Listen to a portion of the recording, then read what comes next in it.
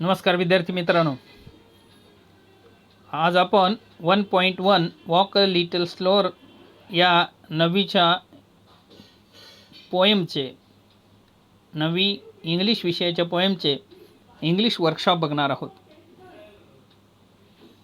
तुम्ही सगळे ॲक्टिव्हिटी समजून घ्या आणि वहीमध्ये लिहून काढा. या ठिकाणी तुम्ही पाहू शकता English workshop. First question, read the poem allowed. हे आपण कविता चालीत पण बोलून घेतलेली आहे, त्यामुळे चालीत बोलल्यामुळे रीडिंगचा प्रश्नच मिटतो. Put the words given in brackets in the proper blanks. कंसात शब्द दिले आहेत ते प्रॉपरली आपण काय करायचं आहे, फिलअप करायचे आहेत. या ठिकाणी तुम्हाला उत्तरं डायरेक्ट दिलेली आहेत. The child is talking to its father. Second, the father is leading and the child is following. Third, someday the child will become a father.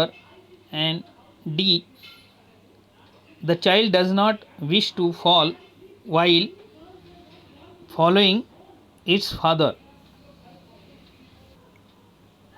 Question number 2. Question number 2 मध्ये आपल्याला रायमिंग वर्ड्स लिहायचे आहेत. Find and write the pairs of rhyming words from the poem. Words that appear at the end of the line. या ठिकाणी rhyming pair आपल्याला लाईन्सच्या शेवटी असणारेच घ्यायचे आहे. पहिल्या स्टांजामध्ये दुसऱ्या लाईनचा शेवटचा शब्द आणि चौथ्या लाईनचा शेवटचा शब्द, असं प्रत्येक स्टांजाचे शेवटचे शब्द तुम्ही बघा, तुम्हाला सापडतील. Small fall, see me, be me, true you. Then question number 3, the meaning of the words in the following pair show that they are related. Daddy or father and child, follow, lead हे actually विरुद्धार्थी शब्द आहेत. तुम्हीसुद्धा अशाच प्रकारे विरुद्धार्थी शब्द related word म्हणून लिहायचे आहेत किंवा थोडेसे रिलेटेड, एकदमच विरुद्धार्थी नसले तरी चालू शकतात. Buy sell, batting bowling, teacher student, doctor patient, give take, close open, अशा प्रकारे तुम्ही ॲडिशनल लिहू शकता. Fourth question, the child in the poem request his father to walk slower. Here the poet implies that the child wants to understand his father's actions better. The child would like to act the same way but wants the father to be more understanding towards the child's needs. What is implied in the poem? Father's actions and decisions are very fast. वडिलांच्या कृती आणि निर्णय fast असतात. आपल्याला त्याच ह्या लाईन्समधून find out करायचं कोणत्या अर्थाने त्या लाईन्स आहेत. Sometimes your steps are very fast means fathers actions and decisions are hard to understand or they are fast. Sometimes your steps are very hard to see, हे दुसऱ्याचं उत्तर बघा. Fathers action and decisions are hard to understand. Third one, I would want to lead just right. The child wants to lead his child in the same way. म्हणजेच त्या मुलाचे जेव्हा लहान मूल असेल ते सुद्धा जसं या मुलाने आपल्या वडिलांचं अनुकरण केलं आहे तसं त्याच्या मुलाने सुद्धा करावे अशी त्याची अपेक्षा आहे.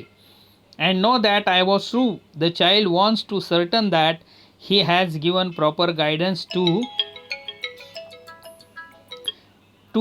his child in future.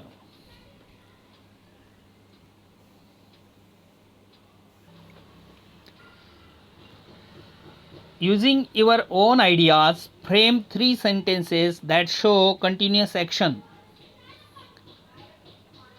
Present continuous tense किंवा पास्ट कंटिन्युअस टेन्समध्ये इथे वाक्य तुम्हाला लिहायचे आहेत. You are leading me, the child is following his father, father is walking fast, she was throwing stones. They are enjoying the journey. आपण स्वतःची वाक्य अशा प्रकारे लिहू शकतो. Using your own ideas frame at least 3 sentences that show future action or state. म्हणजेच भविष्यकाळातील वाक्य लिहायचे आहेत.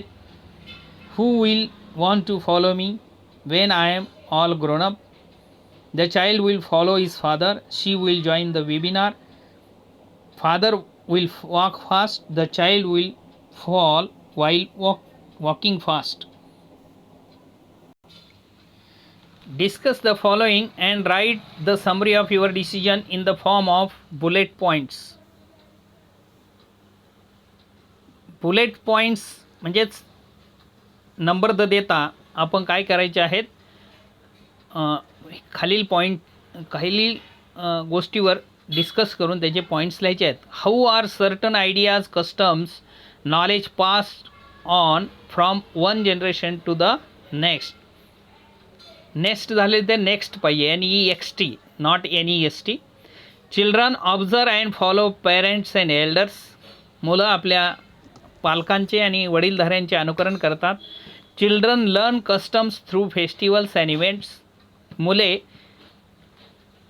कार्यक्रमातून किंवा सणामधून काही रीतीभाती किंवा रीतिरिवाज शिकतात. Children learn customs through family discussions. मुले कुटुंबाच्या चर्चेतून चालीरीती शिकतात.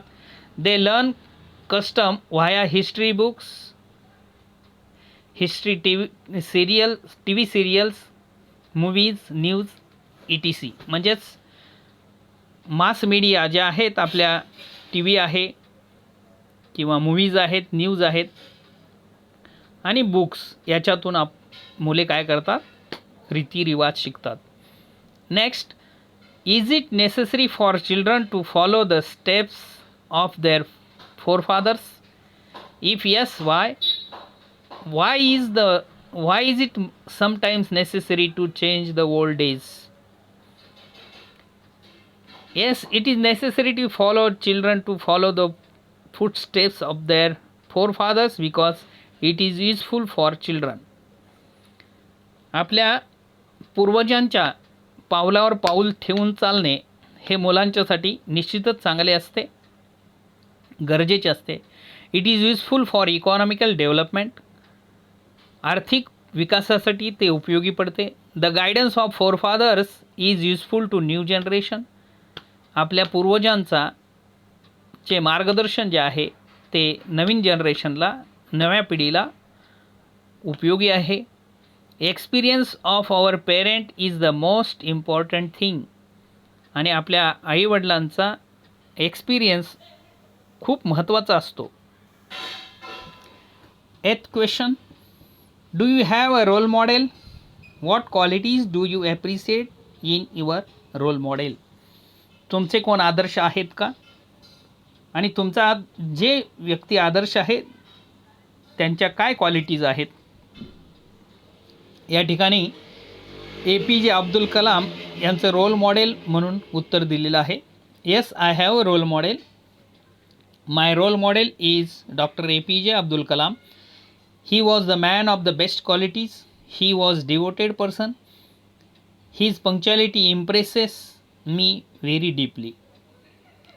And last activity, within 2 minutes write as many phrases or sentences as you can using a little. A little या फ्रेजचा वापर करून जितक्या जास्तीत जास्त तुम्हाला फ्रेजेस तयार करता येतील त्या करायच्या आहेत आणि वाक्यात उपयोग पण करायचा. खाली कशा प्रकारे ते दिलेलं आहे. A little later, wait a little longer, just a little higher, a little to the left, a little funny, a little strange, a little advance, etcetera. Ganesh likes a little funny stories. Suresh looks a little traditional nowadays. अशा प्रकारे वाक्यात उपयोग करून पण हे दाखवलेलं आहे. तुम्ही वाक्यात उपयोग नाही केला तरी चालू शकतं.